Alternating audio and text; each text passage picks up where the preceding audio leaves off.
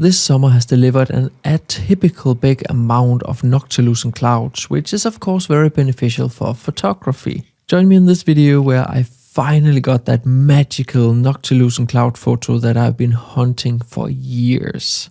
So I am yet again out hunting for noctilucent clouds, and I have a beautiful display right here behind me. I'm doing the one thing you shouldn't do, standing in the middle of the road in the middle of the night. Luckily, I'm way out in the countryside. It's night between Sunday and Monday, so most people are sleeping, and I have a pretty good view in both directions. So I will know way beforehand if a car comes, and I'll just obviously get off the road. I don't want to die. Beautiful display of noctilucent clouds, loads of waves in them tonight here, and I have one of those photos with the road just straight onto them, as you can see right here. I'm time-lapsing it right now with the settings ISO 1600 f6.3 with my 16 to 35 millimeter at around, I think, 24 millimeter or so, and that gives me a shutter speed of 2 seconds. The timer interval is 1 second. Now, optimally, I would probably have put it on 2 seconds, but because I'm in the middle of the road and there is a risk that a car will come and I will need to abandon the time-lapse, I want to make sure that I have at least 6 seconds of time-lapse. So I will need 6 times 30 frames because I run with 30 frames a second for my videos. So in that way, if I just aim for 200, then I have a little bit more than what I would need. I have actually already been at another location where I had some clouds, low clouds coming in, but I do think I actually got a really good display to begin with a really nice shot. I actually photographed that shot also with northern lights. Just this time there's actually leaves on the trees, and I'm honestly not sure that benefits the overall photo, but you can see it here afterwards. And just before I came here, I parked over here at this tree and also used that as a foreground. Yeah, I think it's okay. It's not the best of the best bunch, but it's okay. I also got a time-lapse there. But I am out tonight looking for different locations where I can photograph some noctilucent clouds, and hopefully I can dodge most of the low clouds that are predicted for tonight.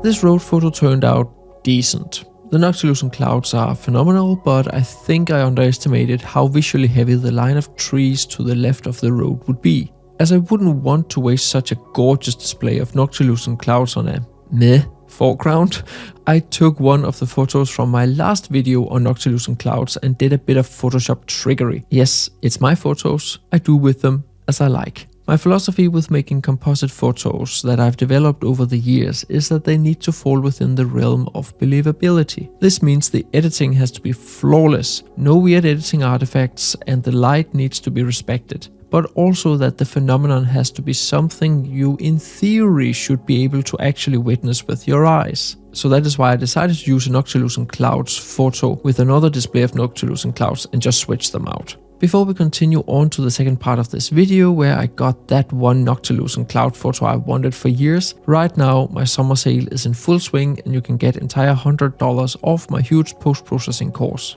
Besides covering how to make flawless composite photos like this, I cover all my editing techniques from the most basic to advanced blending, such as cleaning your photos properly, dodging and burning, editing and blending with luminosity masks, focal length blending, working with atmosphere and glow, and much more. As mentioned, you can use the coupon code and link in the description of the video to get $100 off. So it is another night, and the radar said that there was a chance of there being noctilucent clouds. I saw reports coming in from southern Poland. So I headed out to this location here with a couple of boats. You may recognize this place from the video where I photographed the big storm front cloud. Now it's completely different weather. So still, summer, evening, night, calm, beautiful reflection. And as you can see here in the background, there and there are actually noctilucent clouds. Not even close to the display I had earlier in this video, but I guess it's pretty good still. So I can line the boats up with the display here in the background. The hardest part is to find that threshold where I can open up the aperture as much as possible, yet still have the boats in focus. Now, this boat here is moving in the water, as you can see on this time lapse right here. So I can't have a too slow shutter speed to capture the entire scene. So I'm trying with like 2 seconds, 3.2 seconds, maybe 4 seconds. I have two cameras. I have my A7R III, which is right now making a time lapse. And then I'm also using the Hasselblad camera here in the background. And for me, this is the first time I'm photographing the night with the Hasselblad camera. So I have no clue how it's going to turn out, but it's a medium format camera, so I guess it's going to be fine. Right now, I'm simply just waiting for the noctilucent clouds to do something. The display over here is decent. I just can't really line it up with anything from the perspective I have here, because I can't walk further like out into the water and line it up with anything. So yeah, but right now I'm just staying around here and hoping that something big will happen.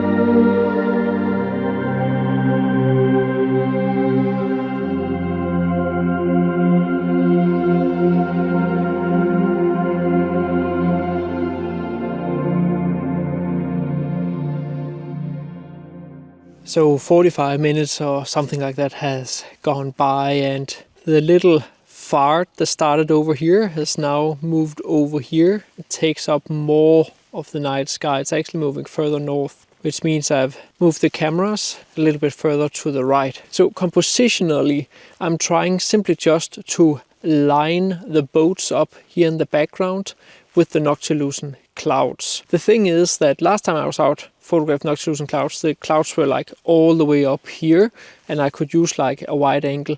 Tonight I'm zooming into like 24 to 35 millimeter, maybe a little bit beyond that with my Hasselblad. And it will end out with many of the photos from tonight simply just being panoramas. So I'm simply just like cropping in. But the thing is, there's not really a whole lot of stuff going on down here and up here. So it will be natural to just crop in.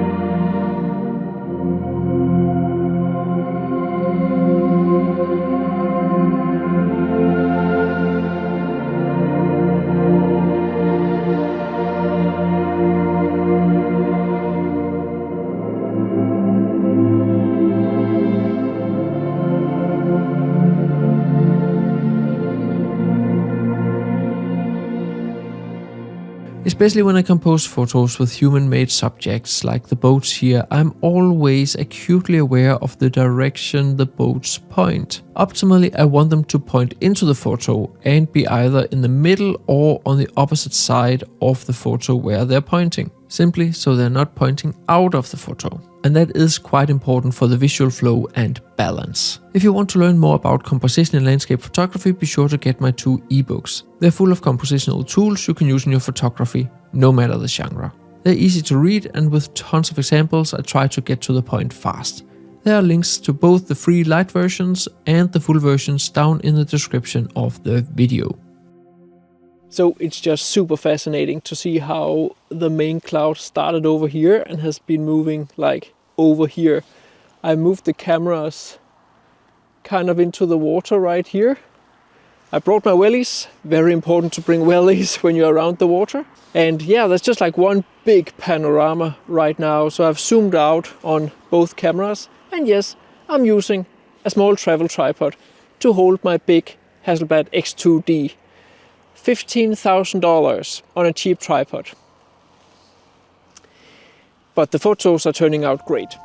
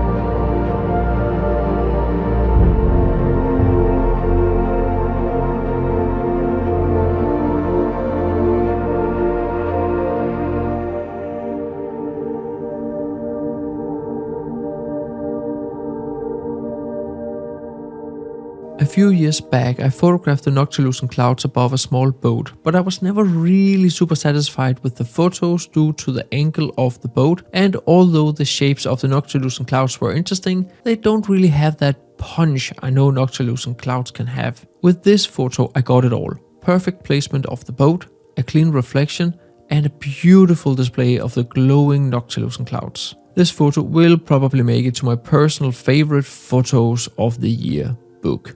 However, the night wasn't over just yet, as a really big bonus display happened during the late hours of the night.